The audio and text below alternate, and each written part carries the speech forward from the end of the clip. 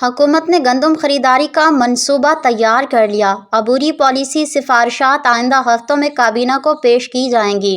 حکومت مجموعی طور پر 6.25 ملین میٹرک ٹن گندم خریدے گی۔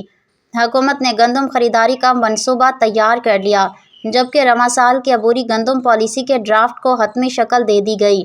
ذرائع وزارت فوڈ سیکورٹی نے کہا کہ عبوری پالیسی کی سفارشات آئندہ ہفتوں میں وفاقی کابینہ کو پیش کی جائیں گی۔ حکومت مجموعی طور پر 6.25 ملین میٹرک ٹن گندم خریدے گی۔ وفاقی اور صوبائی حکومتیں کاشتکاروں سے براہ راست خریداری نہیں کریں گی۔ وفاقی اور صوبائی حکومتیں نجی شعبے کے ذریعے گندم خریدیں گی۔ نجی سیکٹر رواں سال گندم خریداری کا عمل انجام دے گا۔ ذرائع نے کہا کہ وفاق 1.5 ملین ٹن گندم خریدے گا، پنجاب 2.5 ملین ٹن گندم خریداری کرے گا، سندھ 1 ملین ٹن گندم خریداری کرے گا، خیبر پختونخوا 7.5 لاکھ اور بلوچستان 5 لاکھ ٹن گندم خریدیں گے۔ حکومت نے گندم کی انڈیکیٹو قیمت خرید 3500 روپے فی من مقرر کر دی گئی ہے۔